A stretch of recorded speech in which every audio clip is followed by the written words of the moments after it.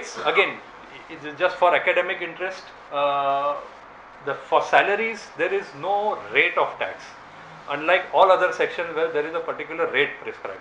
The reason being that salary is always paid to an individual, and individuals are subject to the slab rates. Somebody may be in the zero rate because the income does not exceed 2.5 lakhs. Somebody may be in the 10% rate when the income is between 2.5 to 5. Somebody may be in the 20% rate by when the income is between 5 and 10, and 30% if the income exceeds 10 lakhs. So depending on the taxable salary paid to a particular person, the deductor will have to calculate the taxable income of that employee, calculate the total tax liability on that salary income, and then deduct. So it could be different for every employee. Interest on the bank interest, what you get from banks, 10% if the interest in the whole year exceeds 10,000 rupees. There is a whole big issue relating to interest on bank FD, which Mr. Datar had also pointed out. I'll deal with that separately, so I'm not getting into the details about this just now.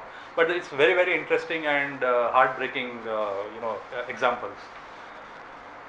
Lotteries and puzzles winning 10,000.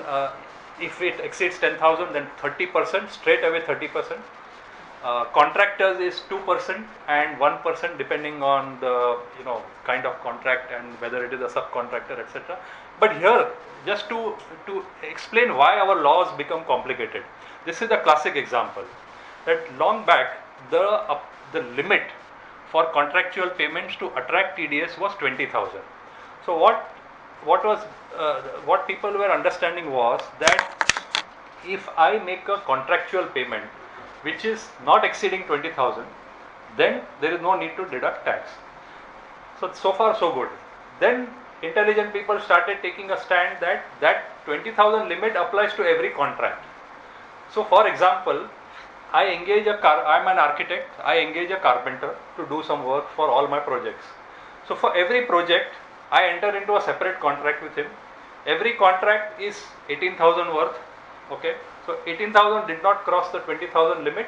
Therefore, every time I made a payment to that chap for every contract, I did not deduct tax. And that's how people started avoiding the TDS. Whereas that was never the intention.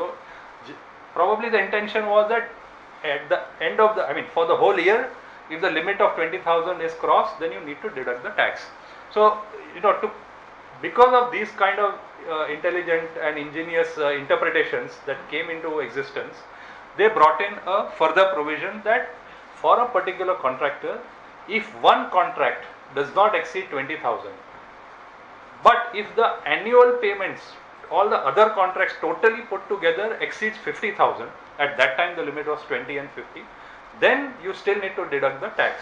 So they try to curb the malpractices and thereby avoid to bring back the tax, the contractor into the TDS net.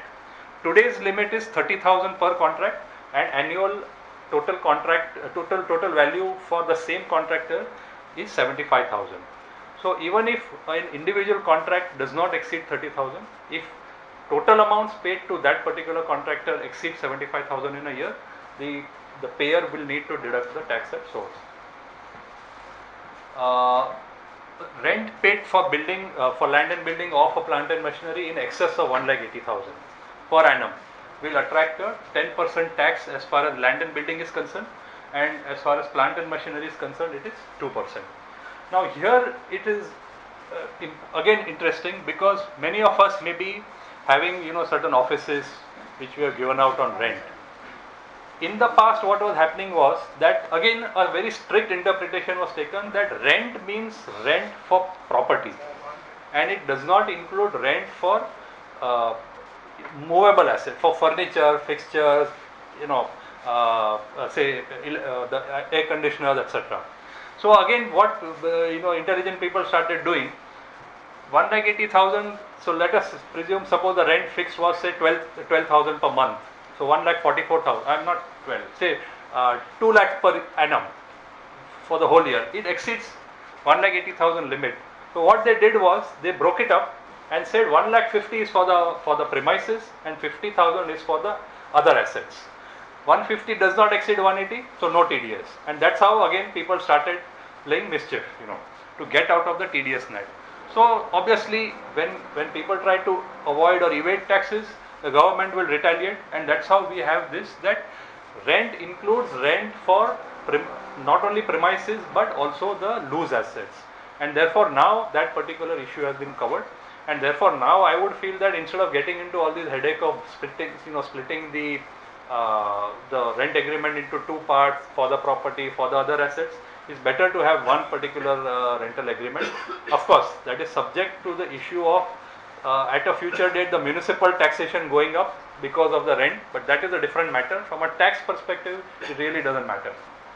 194 IA, I mentioned 50 lakhs. Professional fees, I mentioned 30,000, attracts 10%. On when you buy a house exceeding 50 lakhs, you have to deduct tax at 1% from the.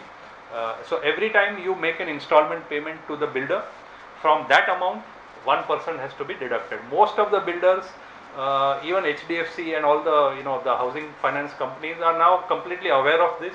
When you take a loan itself, or when you buy a house itself, they will give you a document saying that you are supposed to deduct tax. This is how you deduct. This is how much you deduct, etc. And it is all fairly well organized now, at least with the good quality people in this business.